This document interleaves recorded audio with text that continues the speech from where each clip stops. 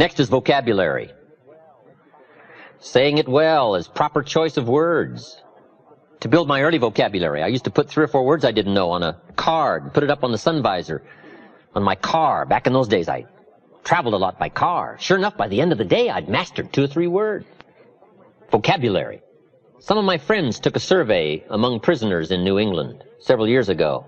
They made a very important discovery, some rehabilitation program they were working on. But here's the discovery they made. There's definitely a relationship between vocabulary and behavior. The more limited the vocabulary, the more tendency to poor behavior. Isn't that amazing? That vocabulary would affect behavior? Now, if you think about it for a while, it makes sense. Here's why. Vocabulary is a way of seeing. One reason for vocabulary is to interpret what we see, to interpret what we hear. The vocabulary of the mind grapples with the words and the images that come to our mind. Now, if you've got a poor set of words and skills and tools with which to interpret, you can imagine the errors and the mistakes you'll make in judgment. And since vocabulary is a way of seeing, if you can't see well, you can imagine the errors you can make and how they compound as life unfolds. We do 2 things with vocabulary. We interpret and we express. The words we have are the only words available to us. The words we know are the only tools available to us to, number one, interpret what's going on, to interpret what's being said, and to express your heart and your mind. Now, if you can't interpret well, and if you can't express well, you can imagine what a deterrent that is to the good life. And the extra treasures, the extra feelings, awareness, riches, power, influence. So it's very important to have a good vocabulary. So I would ask you, one of the most important books in your library should be the dictionary.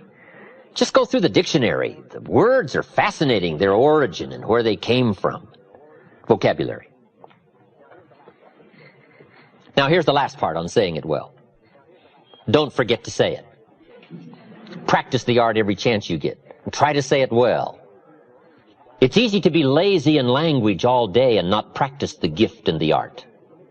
Then when it comes time to make an important talk, to appeal to a child, we're missing the words and missing the sharpness and missing the vocabulary simply because we lack the practice of doing it every day. If you want to get good at communication, you have to be aware of doing it every day as a practice session of getting better so that when the real important occasions arise, you will have the gift and you'll have the style, you'll have the sharpness and the clarity and the substance and the emotion. I have a key phrase for you. Actions are no substitute for words. Don't fail to say it. Now, we've heard the old expression, words are no substitute for action. That's true. Talk, talk, talk, never act. That's not good. But this also isn't good. Act, act, act, and never talk.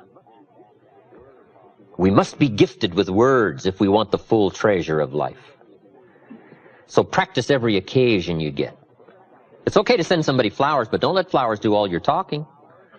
Here's why. Flowers have a limited vocabulary. About the best flowers can say is, you remembered. That's about the best. Or, you care. That's about all. Flowers don't say, you do incredible things to me. Nobody in this world affects me like you do. Now, see, flowers talk, but they don't say that. That you got to add in the card. Right? That you got to add in person. So the next time you give flowers, say, just so my flowers won't do all the talking, let me add, and then put the gift of words to work to go along with the activity. And you will start to sense this whole growing excitement about using language to affect somebody, to translate feelings of heart and mind. And the response you're going to get and the results you're going to get starts growing in measurable quantities. I'm just asking you to take the extra time to engage in these arts and practices. The gift of language, communications, affecting people with words.